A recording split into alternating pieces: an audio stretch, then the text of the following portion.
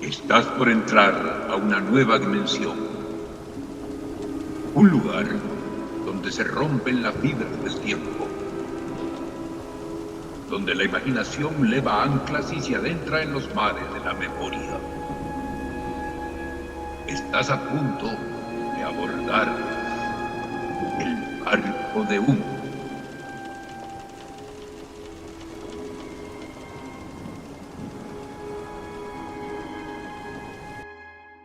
¿Qué pasó, Manu? ¿Todo bien?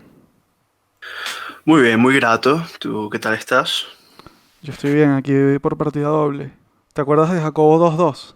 Por supuesto, por Hoy supuesto. estamos Carlos 2-2 con Carlos Egaña, autor de Los Palos Grandes, autor de Hacer Daño, profesor de LUCAP, escritor. ¿Cómo estás, Carlos? ¿Qué tal? Un enorme placer tenerte conversando con nosotros en el barco de humo. Bueno, de nuevo, para mí es un placer inmenso estar aquí. Había escuchado su primer capítulo y me pareció muy cool que se lanzasen este tipo de conversaciones para tratar teóricamente cantidad de vainas que uno ni se imagina que se pueden tratar de tal manera, ¿no? Dígase videojuegos, comiquitas, hasta las experiencias infantiles que uno piensa que fueron cualquier vaina y que se replican en todos nosotros. Y, oye, de nuevo, es súper cool para mí estar aquí. Cualquier posibilidad para hablar paja divinamente, la tomo. Y más con ustedes, que me parece que hablan paja muy bien. Ajá, muchas gracias. Es el espacio para eso, justamente, claro que sí. Creo que para eso nos entrenamos unos par de años, ¿no? Varios pares de años. También, en cierta manera. Eso. Estamos avalados por nuestra carrera. Nosotros nos Claro, graduamos claro, como... claro. Las humanidades nos ayudan a usar palabras lo suficientemente bonitas. Efectivamente. Articular de la mejor manera todas nuestras tonterías. Exactamente. Bueno, Carlos, tú cuando estuvimos hablando sobre invitarte al barco de humo, me has comentado que tenías como un interés particular en conversar sobre locomotion. O sea, locomotion como bueno, si hay algunas personas que están escuchando que no saben qué es locomotion, locomotion fue este canal eh, eh, que se empezó a emitir como a finales de los 90, ¿no? Como en el 90, déjame ver, Puede ser como el 97 algo así, aproximadamente. 96 quizás. Finales de los 90, principios de los 2000, Claro, definitivamente. enfocado como en animación para adultos, ¿no? No necesariamente pornográfica, ¿no? Si eso es lo que la gente considera adulto, pero era como animación que no era para niños, digamos. Tenía como... Sí, exacto. Ese era el Que además concepto. fue uno de los primeros canales de habla hispana en enfocarse exclusivamente, ¿sabes? Este concepto de la animación para adultos, de recoger en una sola plataforma un montón de series, tanto occidentales como japonesas. Además hay que darles un crédito allí. Parte del mérito de este boom, de esta enorme difusión de la animación japonesa en Latinoamérica, Claro. se le debe a Locomotion. Y tengo entendido que en principio empezó a emitirse, pues no estoy muy seguro, pero creo que en Venezuela, en Argentina, y llegaron a tener incluso su transmisión en España Sí. muy breve, ya cerca del final de este canal. Pero era Sí, solo sí. de habla hispana. Y de hecho como que fue un proyecto que fue inicialmente creado para Latinoamérica. Claro, es muy interesante. Sabes que yo llevaba tiempo sin ver anime. Cuando estaba en el colegio, en primaria sobre todo, yo era el carajito otaku que, ¿sabes? Había leído el manga de Naruto, ¿sabes? Cuando nadie sabía dónde leer manga. Había una página que se llama onemanga.com y tal, y por ahí fluían las páginas. Luego, como en bachillerato, me medio dejé eso. Y en cuarentena he vuelto bastante a la animación japonesa, ¿no? Y revisando e investigando justamente sobre Locomotion y Animax, coño, caigo con el dato de que buena parte de los fondos de Locomotion originales al menos vinieron del grupo Cisnero, ¿no? Sí, huevón. Mira, Y yo recuerdo, ahorita habíamos comentado, el primer Comic Con, uno de los invitados era un pana calvito, no recuerdo su nombre, que hacía la voz de Edward Elric. Pero no solo es que él hacía la voz de Edward Elric, es que una buena parte de los animes, tanto de Locomotion como de Animax, se doblaban aquí en Venezuela. Sí, por sí, sí, supuesto. sí, sí. Demasiado Y eso, increíble. sí, es algo que uno no se imagina, ¿no? Ante el acento neutro y ante una cuestión tan internacional, ¿no? O al menos algo que uno no se imaginaba cuando nosotros éramos chavos, creo. O sea, entre silogismos podemos acordar que si no hubiese sido por Venevisión, no existiría Locomotion. Así ¿Ok? es, brother. Es una locura. Así es. De hecho, estábamos conversando eso con Daniela, que algunos de los principales actores de doblaje y de las series como más famosas de la época, como por ejemplo South Park. Las primeras 3 o 4 temporadas se doblaron íntegramente en Caracas.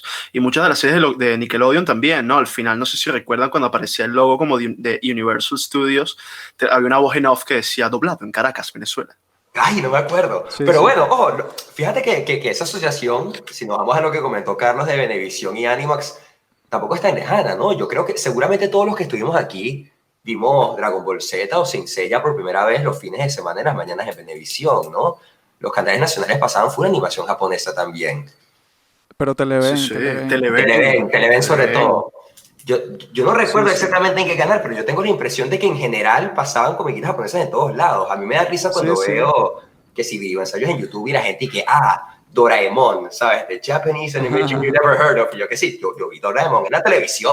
Claro, Kuro-chan. Kuro-chan era, brother, Kuro-chan. había unas figuras de acción de Kuro-chan que Sí, yo tipo tenía. las desarmabas y las volvías unos gatos, Sí, sí, era ¿sabes? increíble. Repletos de armas.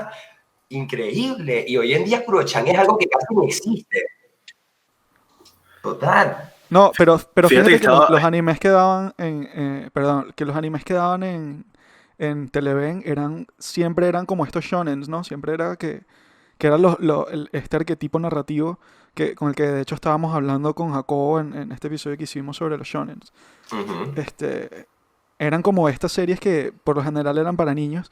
Sin embargo, Animax fue pionero, o sea, Locomotion, perdón, Locomotion fue como pionero en traer series de anime que eran, o sea, ya para adultos, pues Cowboy Bebop, Cowboy Vivo. Evangelion, ¿saben? Lane. Bueno, Estaba aunque leyendo que. Sí, lo sí. de Evangelion es debatible, ¿no? Porque me parece interesante. Evangelion, si bien tiene una cantidad de temática muy adulta, y si bien pudo haber sido la entrada de nosotros en temas, sea de Freud, sea del Kabbalah, es un anime shonen al final del día, ¿no? Tú ves estos vídeos de Hideaki Anno visitando colegios en Japón y vaina, y ¿sabes? Ves chamos chamísimos que se saben la serie completa. Sí, Y sí, sí, ahí sí. hay una disonancia cultural bien interesante. La otra vez, fíjate, por ejemplo, le estaba mostrando a mi novia unas escenas de Pompoco, la Ok, película de Ghibli, de Takahata. Y claro. Pompoco es una peli para niños, pero hay una escena en que los tanuki, ¿sabes? Se crecen las bolas y Sí. le meten unos bolazos a los guardaparques y se les lanzan encima como si fuesen bombas y vaina. Y eso es algo totalmente infantil allá, ¿no? Sí, sí, sí, sí, sí. Sí, tenías unas series como por ejemplo Shin-Chan, que también eran las aventuras de este niño muy travieso, que también era borderline, eran temáticas borderline para adultos, Se la ¿sabes? pasaba pelándose el culo por ahí. No, y no solo eso, sino que también veías cómo los adultos pasaban pálida con Shin-Chan, pues. Claro, y la perplejidad además de este niño travieso como medio agudo, que, ¿sabes? Como que estaba más o menos al tanto, podía como percibir con cierta lucidez algunas dinámicas de sus padres, pero aún así, por supuesto, mediadas por su ingenuidad, entonces por lo general se mostraba eso, perplejo ante las cosas que hacían los papás Sí, y era un Sí. saboteador profesional. profesional. Bueno, lo cierto es que Locomotion, a pesar de ser este canal como pensado para un público de habla hispana, sí que tenía una sede en los Estados Unidos. Parece que su sede principal Sí. estaba en Miami, que bueno, que también es como este satélite latino en los Estados Unidos. Y Claro. tú que mencionabas Animax, por supuesto esa confusión se da porque eventualmente cuando Locomotion se queda sin fondos, termina siendo Sí. absorbido por Sony y se convierte en Animax. De hecho, Animax Exactamente. hereda un montón bueno, realmente heredan todo el contenido de Locomotion y disponen de las series que más le interesaba para hacer su bloque como exclusivamente anime. Y hay muchas Sí. series digamos, de animación occidental también icónicas, de culto, que se pierden allí y que han quedado como en el imaginario colectivo, así grabadas con fuego, al punto de que hay mucha gente hoy día rescatando de sus VHS, de haber grabado la programación Sí. de Locomotion, rescatando capítulos, por ejemplo, del Dr. Katz, de una serie que se llamaba The Critic. The Critic, No bro. sé si recuerdan Dogman también. Dogman era demasiado oscuro. Hay un bloque de series súper oscuras y grotescas. Había una que era de unos que se llamaba Los Cabezones, ¿no? Que eran unos tipos con unas cabezas inmensas, como con unos parásitos. La serie de Aeon Flux, Aeon Flux, claro. o... Y esto era una cosa, claro, porque fíjate que, por ejemplo, eso Animax, que ahora mencionas que fue fue lo que absorbió Locomotion, Animax antes era solo una categoría de Locomotion. O sea, era como un segmento de anime, ¿sabes? Porque Claro. Locomotion no era solo un canal de anime, era como también tenías todas estas series occidentales, norteamericanas específicamente que tú estás diciendo, The Critic, Dogman, todas estas cosas súper oscuras, weón, que eran como el lado cínico, el lado más cínico así por un lado tenías como esta sátira para toda la familia que eran los Simpsons, estaba empezando a salir Family Guy, pero luego tenías esta cosa que era un poco más nihilista y todo, Sí, o sea, sí, era sí. como un poco más Dogman, ¿no? Los discursos de Dogman eran una locura. Yo veía eso, o sea, yo lo ponía y no No entendía entendía nada, weón. Obviamente Claro. porque era un niño y yo decía este canal, pero sabes que me dejaba loco cada vez que lo ponía, weón. O sea, cada vez que yo ponía Locomotion, porque obviamente Locomotion tenía algunas propuestas que ofrecerte, ¿no? Tenía, por ejemplo, estoy recordando, además de Cowboy Bebop y Evangelion, que yo intentaba verlas, ¿no? Ahí, pero los horarios eran un peo. Recuerdo que también estaban cosas como Aika. ¿Se Ay, acuerdan de Aika? claro, por Ay, ya. supuesto. Probablemente el primer anime con tintes eróticos que todos vimos Sí. durante nuestra tierna infancia. Claro, claro. Sin ningún tipo de censura, además. Sí, sí, sí, Pero después Locomotion como era que... cero censura total. Y venían tarjeticas también del canal y todo. Unas vainas locas. Sí, sí. Pero de hecho como que en un punto sí les metieron unas censuras y les empezaron a poner barras negras, ¿se acuerdan? Ay, yo no me acuerdo No, de esto eso. no lo recuerdo, no lo Yo no me recuerdo. acuerdo de Yo, eso. yo recuerdo frustrarme porque, porque poní por fin Aika y de repente unas barras negras. Y yo decía, ¿qué?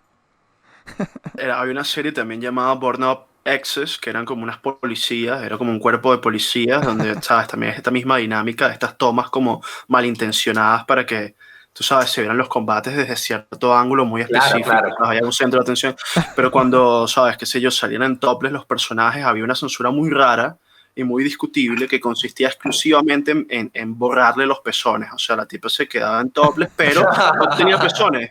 Y era Súper, muy súper extraño, peculiar. ¿sabes? Sí, Lo claro, veías y claro. decías, bueno, que esto está raro, ¿sabes? No entiendo como la función de esta censura en realidad. Ojo, no obstante, igual a pesar de que ellos luego hicieron el rebranding de Animax, queriendo traer una audiencia mayor, ellos mantuvieron un segmento que se llamaba Lollipop, ¿no? Claro. Y que tenía unos comerciales que tú estabas muy claro de qué era lo que te iba a tocar ahora. Y allí Es verdad, pasaban unas cuestiones de nicho también muy sugerentes, tipo Burst Angel, Pornographer, Musume, Claro. pero también pasaban una serie particularmente ruda, que no sé si la pasaban en Locomotion también, me dirán, A ver. que era Gantz. Ustedes Esa llegaron la a ver Gantz. pasaba en Gantz. Animax. Esa la pasaba en En Animax. Animax. Pero era Gantz, buenísimo. yo creo que la primera vez que yo vi una escena sexual en mi vida fue algo así como el quinto capítulo de Gantz. Y Claro, no. Gantz era una cosa muy cool porque los personajes respondían muy crudamente a los alienígenas que tenían que matar, ¿no? Para quien sea que nos escuche, Gantz era una serie en que al principio ves que unos panas se mueren, ¿no? Porque se meten en el metro de Japón tratando de sacar una jeva y no salen a tiempo. Y cuando Ajá. resucitan, pues, en un cuarto pequeño con una esfera negra que les dice, bueno, tienen una misión de matar tantos alienígenas, estas son sus armas, tienen tanto tiempo. Y así ellos se dan cuenta que están en una especie de limbo, ¿no? Y si se mueren allí, mueren de verdad. Y si sobreviven, sobreviven en la vida real, pero la gente no siempre los reconoce ya vueltos a la vida. Ajá. Y es un peo muy loco. Y los personajes vomitan cuando matan a los alienígenas y vaina. Claro. Y eso era muy cool, ¿no? O sea, estos espacios de animación japonesa no solo te abrían la posibilidad de entender otros modos u otros medios de contar historias, sino que te abrían a otros temas que normalmente veías muy censurados, ¿no? Y sin Claro. rollo alguno. Porque era como esta ultraviolencia mezclada también con este erotismo, con esta bueno, ni siquiera voy a decir que eran sugerentes porque eran escenas bastante explícitas, pero también con este constante cuestionamiento de la realidad, ¿sabes? Como de los Exacto. límites de la moralidad, ¿no? En Exacto. este espacio de supervivencia donde al parecer ya nada vale, donde cuestionas, bueno, incluso, ¿sabes? ¿Quién es esta autoridad? ¿Quién es este ser extraño que nos ha convocado a este espacio absolutamente violento, absolutamente hostil?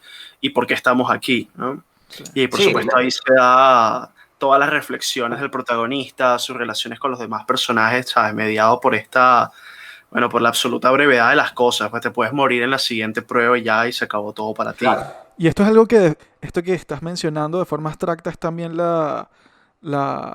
como la estructura de muchas de las otras series que daban en Locomotion y en Por Animax, ¿no? supuesto. O sea, era como que al final series de la decadencia, ¿no? Casada de alguna Claro. manera con lo decadente y con la reflexión en torno al ser, en torno al uno. Es que a eso voy, a eso voy, o sea, no, eso que comentó Manuel me pareció muy cool, porque no es algo que necesariamente ves en Gantz, que Gantz te lo mostraba del modo más crudo y cruel posible, sino que piensas en estas series flagship, digamos, de Animax, por ejemplo, como Evangelion, que también la pasaron en Animax, no solo se quedó en Locomotion, Cowboy Vivo, por ejemplo, no siguió a Animax, pero X, como Fullmetal Alchemist, como Death Note, ¿sabes? Series que tal vez no eran tan explícitas, pero que constantemente querían enfrentar la posibilidad de una verdad, Sí, ¿no?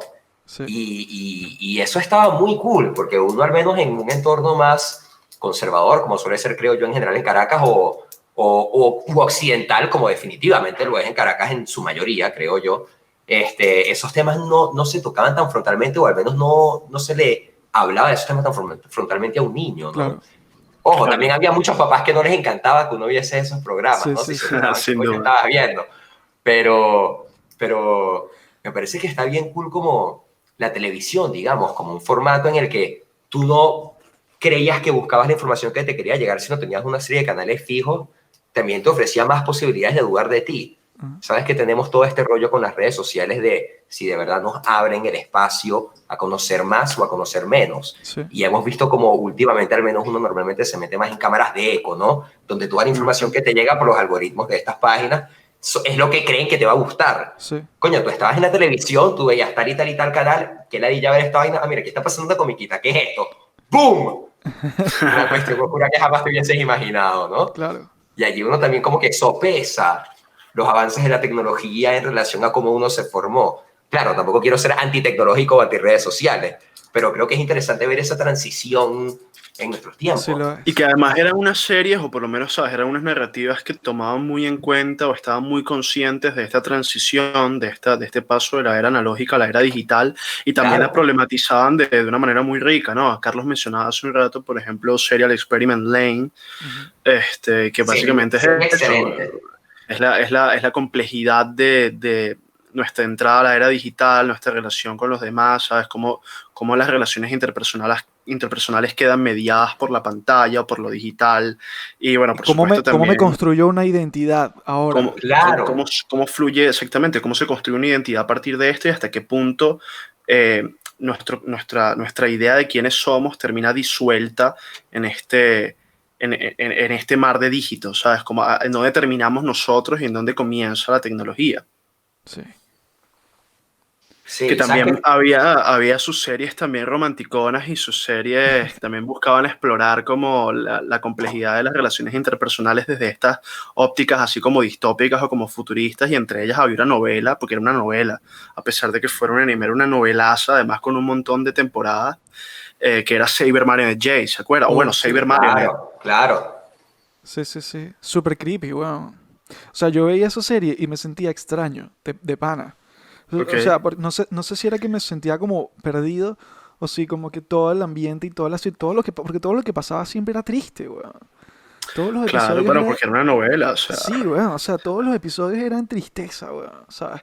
Como que las evas y las mujeres ya no existían en este mundo. ¿Cómo era? Expliquen un poco ahí el plot, cómo era la cosa. pues según recuerdo, porque también tengo muchísimos años que no lo veo, este es pues eso, es un universo distópico en el cual pues ya no existen las mujeres, Ujú. solamente hay hombres. Y ahora estos hombres están en una eterna búsqueda, o sea, están tratando de recuperar como a la única mujer que conservan viva como una especie de cápsula espacial para clonarla o algo por el estilo. Y mientras tanto, han estado produciendo en masa pues estas androides, estas chicas cibernéticas para hacerse compañía. Sí. Y el protagonista, si mal no recuerdo, tiene como este trío de carajas que, Sí. a diferencia de las demás androides que andan pululando por allí, o sea, como que lo que las hace especiales es el hecho de que ellas tienen un alma. O sea, también está como ahí la cuestión, el cuestionamiento de qué es eso, ¿no? ¿Qué es esa cosa a la que llamamos alma? Porque, bueno, podemos entender que son inteligencias artificiales, pero además estas inteligencias artificiales son capaces de un tipo de empatía y un tipo como de voluntad libre sin precedentes. Ujú. Y ahora no se sabe muy bien por qué, si es que ellas son efectivamente, no recuerdo si esto lo resuelven durante la serie, probablemente sí, si es que son descendientes de esta mujer original o no. Claro. Y bueno, por supuesto, todo esto deviene en un montón de situaciones también cómicas, además de los dramáticas, ¿sabes? Porque como buen serie de anime de los 90, el protagonista es este tipo súper deseado, súper cotizado por todo el mundo. Entonces están estas tres androides peleándose por su atención, pero bueno, él es un tipo súper naif, súper inocente que o bueno, o no se entera o es demasiado puro como para Claro. ser Y defendiéndolos de todos los peos en los que se mete también, ¿no? también, pero él es como demasiado puro como para concederles a ellas ¿sabes? ¿Cómo se Sí, llama? sí. Para retribuirles, ¿no? La atención y el deseo. Es como, Claro. no, y tal, yo no puedo hacer esto, yo las estoy cuidando. Sí, sí, sí.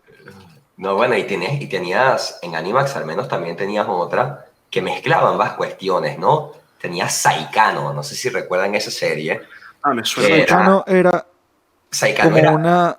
Ajá, ajá. era una Explícalo. demencia, era un pana que empieza a salir con una jevita toda tímida y mientras están saliendo, la primera cita, de repente ocurre un bombardeo sobre Japón que resulta ser el principio de una suerte de guerra cataclísmica y mientras eso pasa, la jeva desaparece, ¿no? Y luego el carajo descubre que a la jeva en algún momento la secuestraron para volverle el arma más poderosa de Japón. Entonces es como una suerte de Claro. cyborg que no entiende su cometido ni está totalmente consciente de él y tienes todo ese rollo, ¿sabes? De relación super cuchi Sí. en medio de una cuestión horrible. Coño, era rudo lo que te mostraba. Era como Animax, que, además esta serie en particular era como que esta jeva se encontraba en este umbral entre lo humano, e incluso en la propia estructura narrativa, ¿no? Entre lo humano, al estar enamorada de este tipo, y este tipo a estar enamorado de ella y tener como esta relación tan humana y tan cálida. Y por el otro lado era una herramienta de muerte, ¿sabes? Sí, Claro. sí, sí. Y ojo, eso también lo puedes ver en la serie que tal vez sea la más icónica de estos canales y es en Neon Genesis Evangelion, ¿no?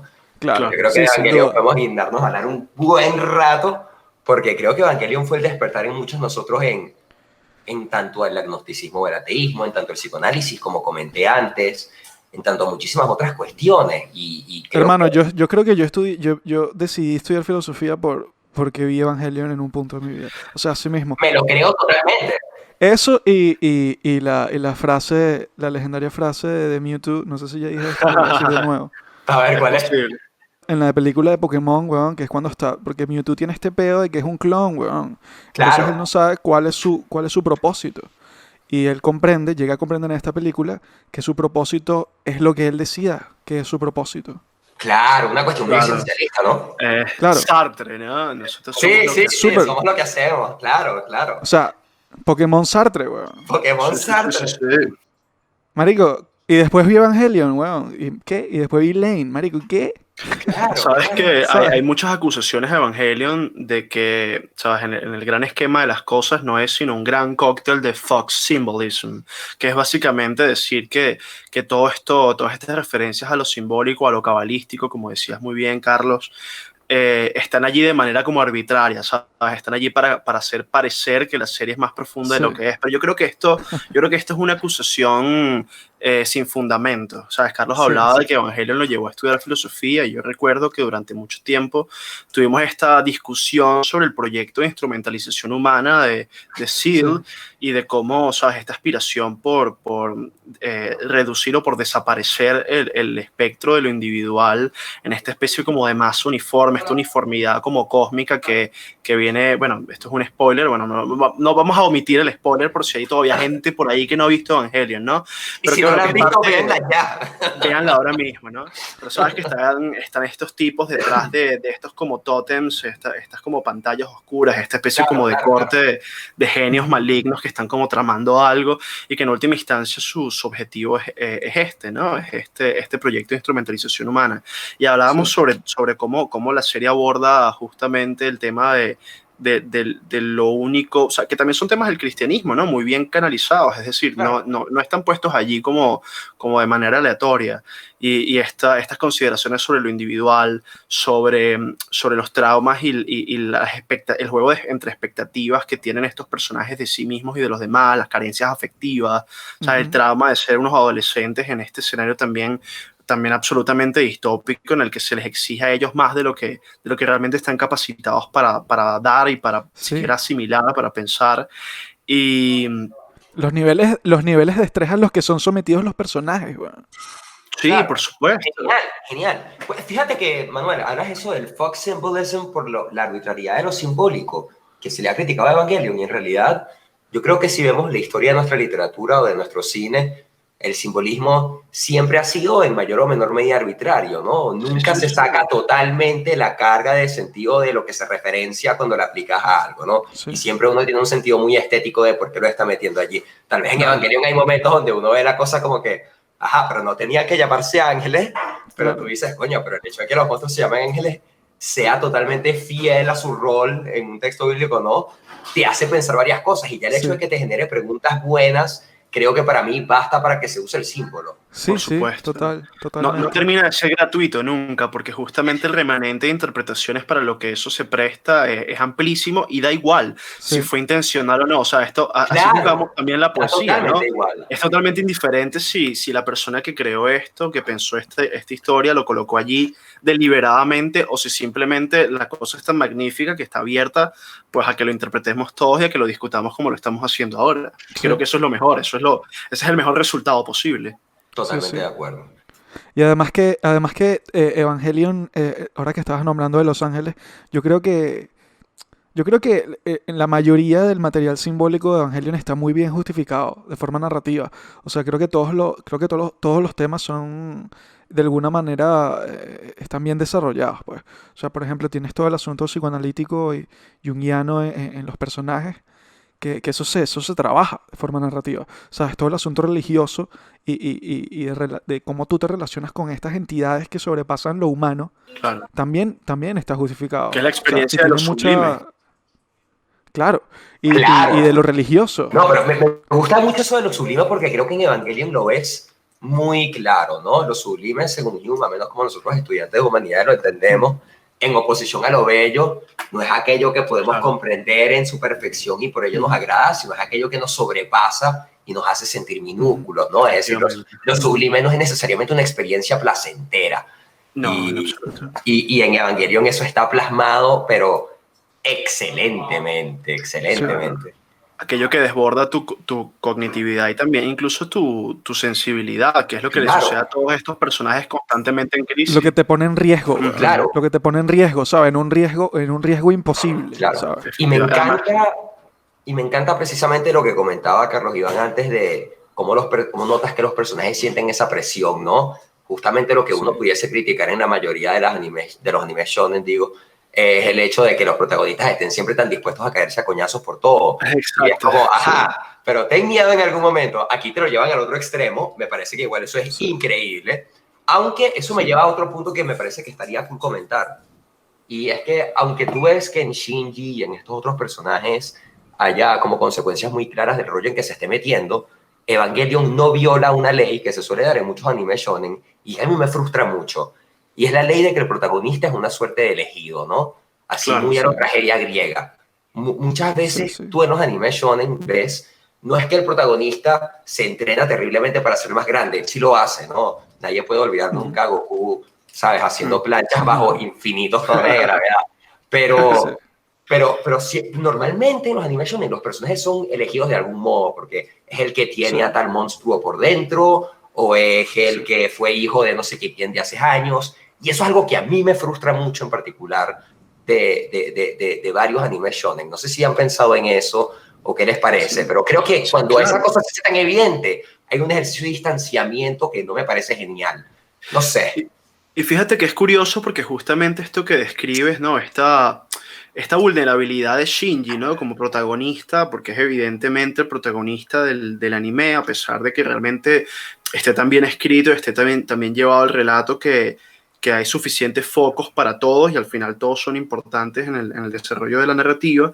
Shinji como claro protagonista es un personaje absolutamente vulnerable, absolutamente desbordado por la situación, y mucho se critica, ¿no? Mucho se ha hablado de la debilidad del personaje, de la falta de carácter y vamos de nuevo a lo que decíamos en un principio, ¿sabes? Eres un adolescente que además, digamos, en contraposición a este análisis que hace sobre ser o no el elegido, que está muy interesante porque además este fantasma de lo mesiánico también atraviesa toda la serie, todo Evangelion. Este es un elegido a fuerza, ¿no? Por su papá. Es como, mira, sabes, tienes que ser tú, porque además recordemos que los Evas, estas máquinas, pues son las madres de estos elegidos, y las cápsulas están repletas de líquido amniótico, ¿sabes? Es lo que ellos respiran cuando están dentro de los Evangelion, y es como, mira, realmente lo tienes que hacer tú, porque yo lo decidí así, sin tomar en cuenta lo que tú querías hacer, y estás forzado a tomar esta decisión. Y luego también hay un montón de escenas súper icónicas en las cuales se le aplica más coacción al personaje y más chantaje emocional, tipo el famoso meme, la famosa escena de, bueno, Shinji, creo que es el primer capítulo, tienes que pilotar el EO o si no lo va a tener que hacer rey de nuevo, y rey todo escoñetado en una camilla así, toda llena de vendajes, parapléjica, así como que, bueno, está bien, si no me queda de otra. O cuando le toca combatir contra este amigo suyo. Que va empeorando cada vez. Sí, no hay espacio para la elección al protagonista, a diferencia de los demás que siempre están como demasiado claros de lo que tienen que hacer. Shinji no tiene opción. Es verdad. Claro. Y es algo que en el fondo no quiere hacer.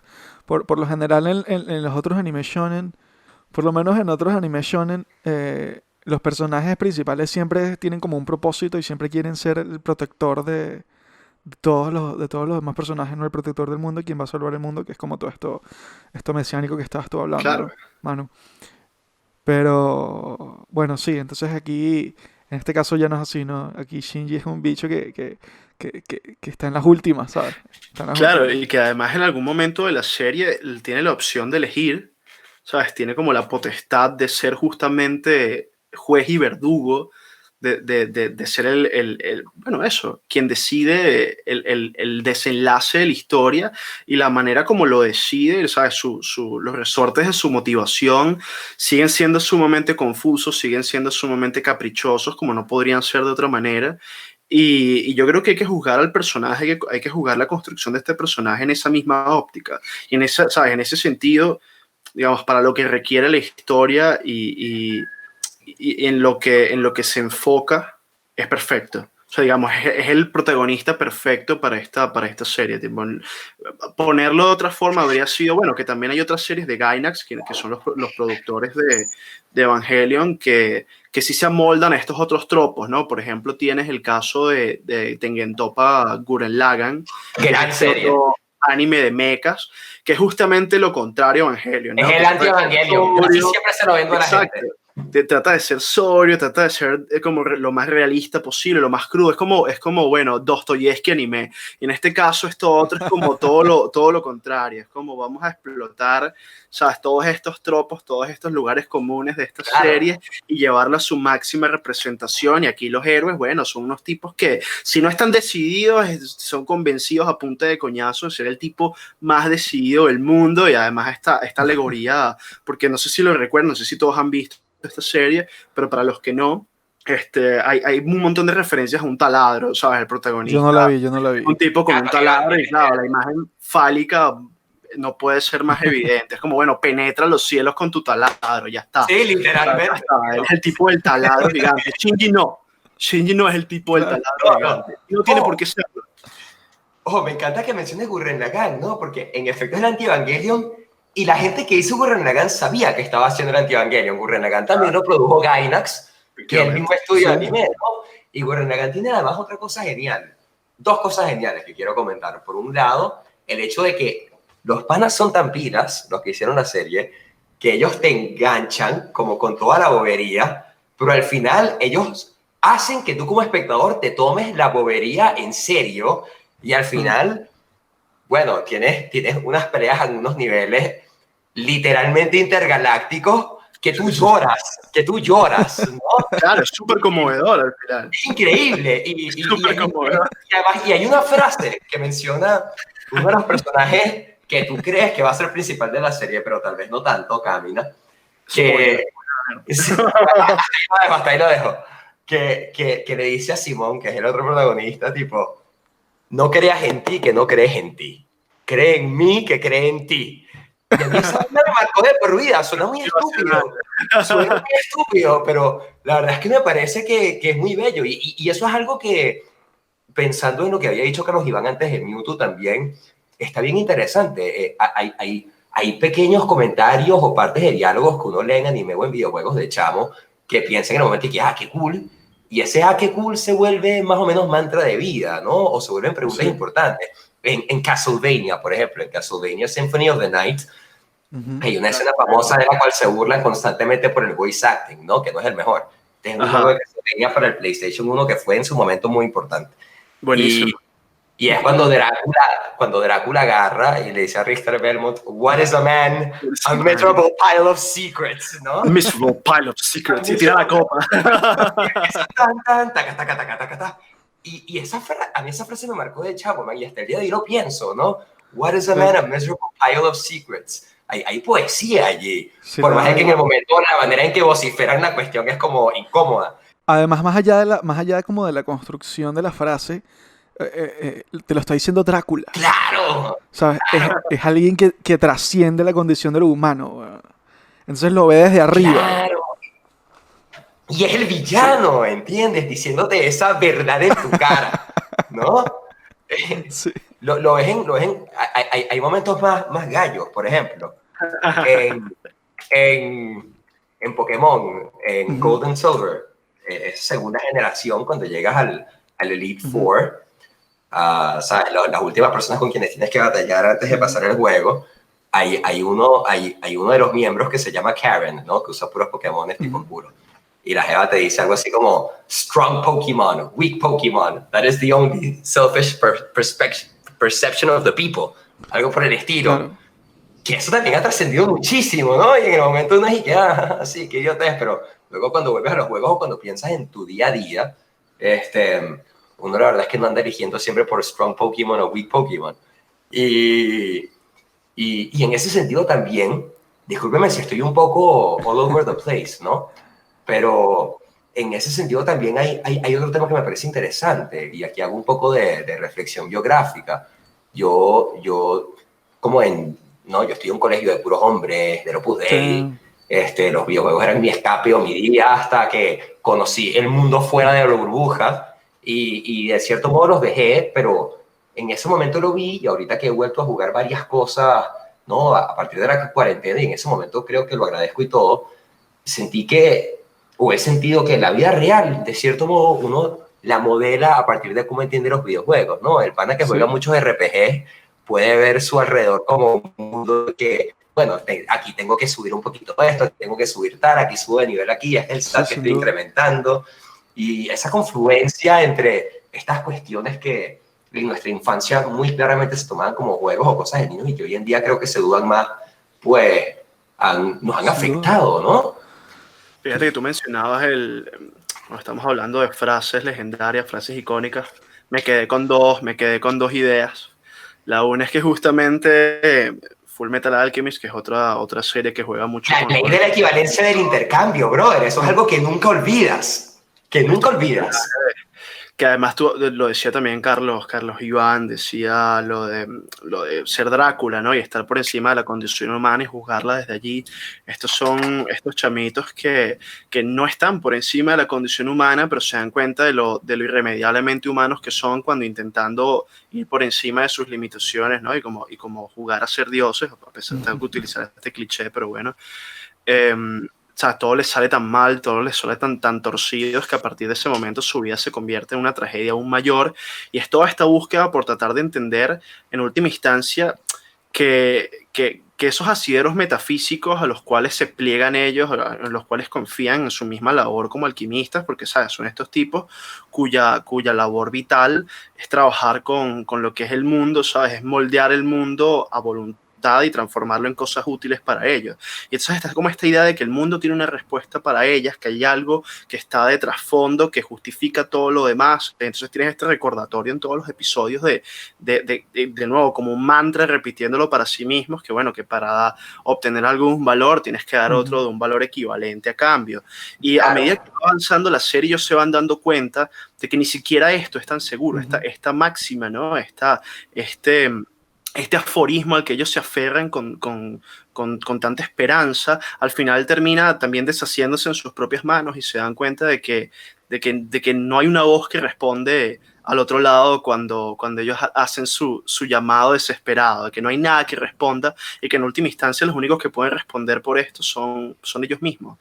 Y es muy bello también cómo ocurre esta transición y cómo se narra esto. Esto por una parte, ¿no? Y el otro comentario que quería hacer, que también tiene que ver con el tema de los Strong and Weak Pokémon, y volviendo sobre cómo la televisión y cómo estas series que marcaron un antes y un después en nuestra manera de entender la vida, ¿no? que de alguna manera fueron pedagógicas para nosotros como niños, nos obligaron a empezar a afrontar unos tópicos como bien adultos desde muy temprano, es justamente el tema del darwinismo social y del malthusianismo. Claro. Me encanta lo que dices de Fullmetal Alchemist en particular, ¿no? Fíjate que yo también volviendo a ver la serie este año pensé en muchos momentos tipo, coño, esto es súper nietzscheano, ¿no? En esta serie tenemos una puesta en escena de la voluntad del poder y de la duda sobre el status quo y los valores oficiales a lo largo de la cuestión, y lo vemos en muchos otros lugares.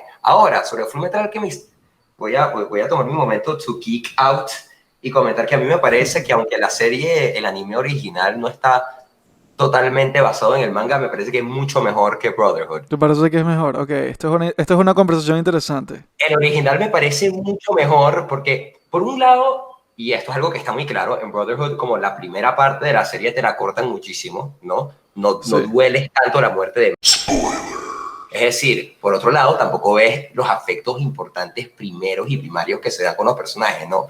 Y yo siento que el original es más como un thriller, mientras que Brotherhood es más como un action movie, ¿no? En el original tú constantemente dudas de si las cosas están saliendo bien, te plantean un pocotón de morales y dilemas existencialistas, y en Brotherhood yo siento que al final la serie se vuelve más bien un shonen cualquiera, ¿no? Con una pelea súper épica, Si bien el original creo que no termina excelentemente, me parece que hay muchas cosas más interesantes que rescatar allí sustancialmente.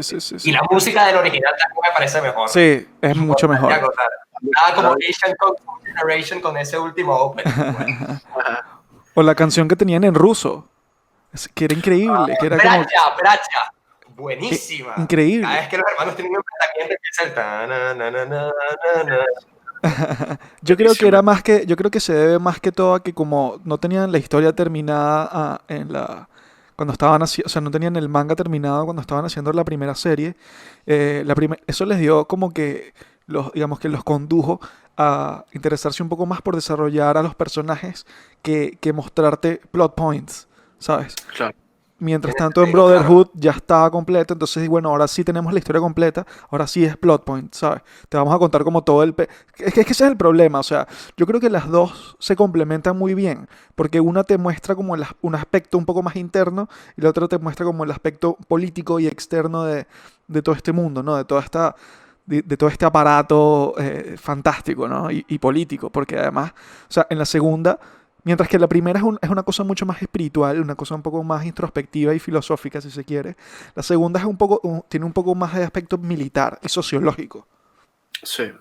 Entonces yo creo que las dos, está buenísimo que existan las dos, porque ese es el problema con las obras literarias, ¿sabes? Que las obras literarias pues, se leen en tantos códigos que a veces no se puede adaptar perfectamente a una sola serie, ¿sabes? Entonces tienes diferentes versiones y eso me encanta. Me encanta que existan diferentes versiones de la misma cosa. Además hay que concederles a los escritores de la primera versión, de la primera serie animada de Fullmetal Alchemist, hay que concederles, no al autor original de la serie, sino los productores del anime, del primer anime, Ajá. que como bien dices, el tema con el primer anime es el mismo, es lo mismo que sucede con la serie de HBO de Game of Thrones. Ellos se quedan sin material porque la mangaka no había terminado de escribir Fullmetal Alchemist al momento que se empieza a producir la serie animada. Ellos tienen que jugar, ¿sabes? Con total libertad a terminar la historia de acuerdo con lo que a ellos les parece mejor, ¿no? No sé incluso si siguiendo algún tipo de indicación de la mangaka, sino a la buena de Dios. Y Ujú. hay que concederles que a diferencia de los directores de Game of Thrones, por lo menos supieron darle un final medianamente digno. Es bastante conflictivo, al final luego sale una película, no sé si lo recuerdan, que se Sí, llamaba The Sí, Conqueror a of mí claro. me No, no, encanta no, ese final. chácala. Ese final es que increíble. está muy bien, la verdad. O sea, digamos, supongo que a los lectores del manga, quienes ya conocían de antemano el final, el canónico, los debe haber decepcionado, pero uno como televidente, como espectador incauto, que no estaba al tanto de nada de esto, porque también hay que pensar que ya para el 2005, 2006, cuando salió esta serie, pues todos teníamos ya internet y ya podíamos investigar por nuestra cuenta, pero Claro. por ahí no estábamos ni pendientes, ¿sabes? Nos conformábamos con lo que veíamos en Animax y ya. Pero hay que concederles que hicieron un trabajo bastante serio. Sí, Bastante, sí. bastante Ojo, sí serio. es importante, sí me parece importante eso de que los productores de la serie original, o sea, no es que tienen que darle un final aparte, ¿no? Porque vemos como es muy común en otros anime shonen o en otras series, no necesariamente anime, cómo empiezan a meter los famosos capítulos de Sí, relleno sí, sí. para esperar que el manga llegue lo suficientemente lejos o cualquier material de Sí, adaptación sí. y poder ahí volver a montarse en la historia. Aquí decidieron, no vamos a meter a nuestros consumidores a ver vainas que no tienen importancia, vamos nosotros a darle una importancia distinta a lo que te hemos mostrado. Claro. Y eso es muy poderoso. Sí, es súper osado, además, es como muy hermoso, weón, porque demuestra un Claro, interés muy, muy legítimo y muy honesto por la obra, weón. ¿Sabes? A diferencia de claro, meterle un montón de cosas de relleno para que simplemente sigas viendo algo, ¿sabes? claro. Justamente estos días he estado pensando también en en esta transición que a mí me parece muy clara de las comiquitas estadounidenses, ¿no? Ya las comiquitas de Hanna-Barbera, como muy crueles, no existen y vemos vainas como Adventure Time, Regular Show, Steven Universe, que nos hablan de cosas muy distintas. Ujú. Cuando Locomotion sale al aire, también trae consigo un concepto que hasta ese momento no tenía tampoco precedente y que luego vimos con canales como Boomerang, que justamente buscaba eso, ¿no? Traer de vuelta a un montón de series y un montón bueno, eso de comiquitas que fueron muy famosas en los 80. Y había un bloque de series animadas de los 80 en Locomotion, donde pasaban cosas como los Thundercats, si mal no recuerdo, pasaban también Mazinger Z. De hecho, había una serie por allí que sobrevivió hasta ya la etapa más tardía de Locomotion, que era una serie de mechas que a mí me encantaba, que se llamaba El Barón Rojo. Ujú, ujú. Era súper bajo presupuesto y tenía además este opening donde reciclaban una y otra vez las mismas imágenes, porque se ve que, al igual que pasaba con Hanna-Barbera, costaba mucha plata producir la animación. Era como, bueno, si Sí. podemos reciclar las escenas de la transformación miles de veces, que esto pasaba en todas las series de esa época, lo haremos. Pero tenían como todo este bloque de series ochenteras, que buscaban apelar justamente a eso, al tema de la nostalgia. Y qué curioso que ahora estemos hablando de estas otras animaciones de los 90, porque para nosotros, no sé si para ustedes la percepción era igual, pero para mí, cuando ponía la tele y me apareció como Barón Rojo, como los Thundercats, yo decía, qué cosa tan antigua, qué cosa tan arcaica, qué feo todo, qué desagradable. Y habían pasado 10 años, habían transcurrido 10 o como mucho 20 años en caso de que estuviésemos hablando de animaciones como de muy principios de los 80. Y ahora, ¿sabes? Volver atrás, volver a los 90, es volver a hace 30 años. Claro, Claro, claro. pero también 30 años que no han pasado de gratis, o sea, las cosas han evolucionado, han ido evolucionando al triple velocidad, ¿no? Que es como una velocidad parecida a la que va el barco de humo.